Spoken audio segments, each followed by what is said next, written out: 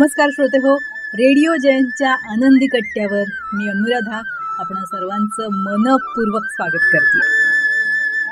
श्रोते हो, आजच्या काळात जे 40-50 असतील ना, तर त्यांनी नक्कीच वाडा संस्कृती अनुभवली असेल. आणि खरोखर वाडा संस्कृती म्हणा, चाळ संस्कृती म्हणा, तिथे राहण्याचं सुख काही औरच. आठवणी जेव्हा मुंग्यांसारख्या भराभर वारुळातून निघायला लागतात तेव्हा सगळ्यांनाच ते दिवस पुन्हा आठवायला लागतात आणि त्या आठवणी फार सुखद वाटतात. या आठवणी आपल्याला रिफ्रेश करणाऱ्या असतात.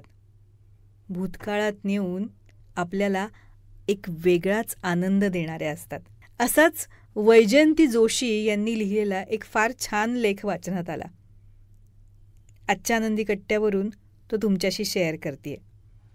तुम्ही आजच्या काळात शेजारी एक वाटी साखर मागायला गेलात का कधी? म्हणजे असं बघा की घरात पाहुणे आलेत आणि अचानक लक्षात येतं की साखर संपली आहे आणि मग मुलाला सांगितलं, जा शेजारच्या काकूंकडनं एक वाटी साखर घेऊन ये. नाही ना? असं मागणं म्हणजे लाज आणणारं वाटतं ना?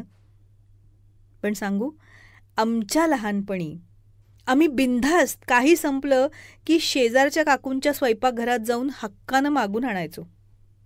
ज्यांचं ज्यांचं बालपण वाडा संस्कृतीमध्ये गेलंय ना, त्यांनी हे महान काम कधी ना कधीतरी पार पाडलं असणार याची खात्री आहे. ही एक वाटी साखर परस्परात गोडवा निर्माण करायची. वाडा किंवा जुनी चाळ किंवा बिल्डिंग, तिथे एक वाटी साखर सगळीकडे फिरतेच. मला तर अजूनही तो वाडा आठवतो. घरात स्वयंपाकाला आई उभी राहिली आणि काहीतरी संपलं की हाक मारून वाटी हातात देऊन पाठवायची. परत आणलं की देऊ असं आश्वासन देऊन आम्ही शेजारच्यांकडनं तो पदार्थ किंवा ती वस्तू घेऊन यायचो. अडचणीच्या वेळेस ती एक वाटी साखर म्हणा किंवा अजून कुठला पदार्थ म्हणा, तो कामाला यायचा आणि वेळ निभावून जायची.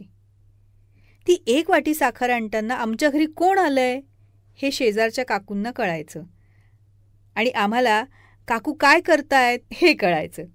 घरी मावशी आली आहे का? मी येते संध्याकाळी भेटायला. हा निरोप वाटीबरोबर आईकडे यायचाच. हमखास मावशीच्या आवडीचा एक तरी पदार्थ घेऊन काकू भेटायला येणारच आणि त्याबरोबर सकाळच्या इडलीचा बेतही ठरून जायचा.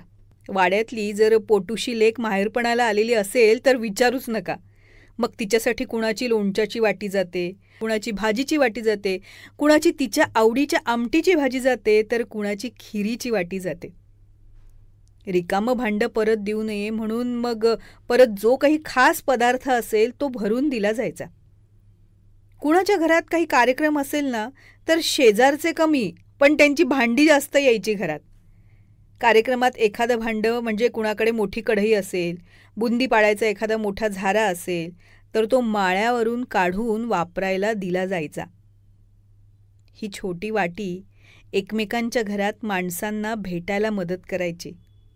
त्या निमित्तानं कुणाला काही अडचण आहे का, कशाची गरज आहे का हे कळायचं. एकमेकांच्या सुखदुःखात सहभागी होता यायचं. आणि एक सांगू, खऱ्या अर्थानं शेजार धर्म पाळला जायचा. आई जर कुठे गावाला गेली असेल तर आज अळूच्या वड्या केल्यात हं बाळा, तुला खूप आवडतात ना म्हणून मुद्दाम आणल्यात. हे शेजारच्यांचं बोलणं खूप आधाराचं आणि मायेचं असायचं.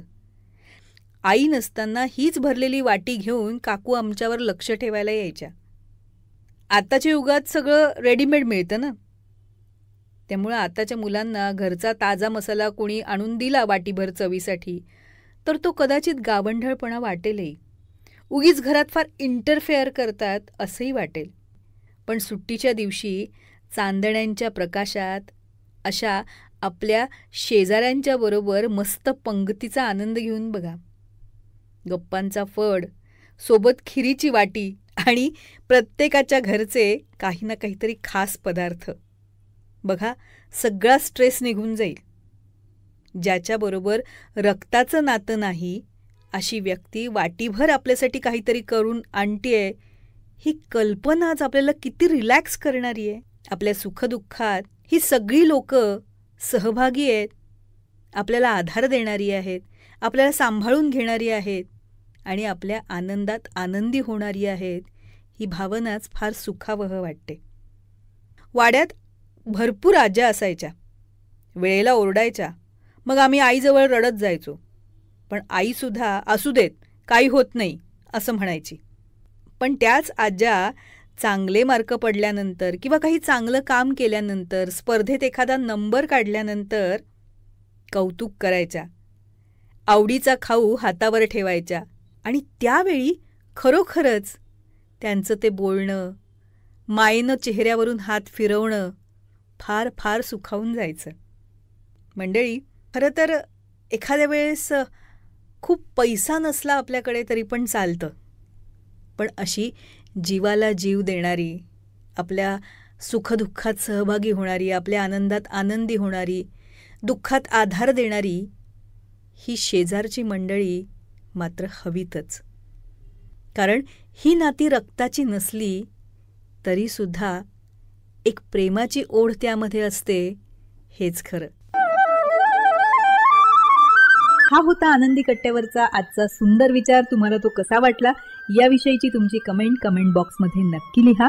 आणि त्याचबरोबर रेडिओ जयंतचे दर्जेदार कार्यक्रम ऐकण्यासाठी रेडिओ जयंत लाईक करा, शेअर करा आणि सबस्क्राईब करा. रेडिओ जयंतचं सबस्क्रिप्शन फ्री आहे. आणि त्याचबरोबर नोटिफिकेशनसाठी बेल आयकॉनवर क्लिक करायला सुद्धा विसरू नका.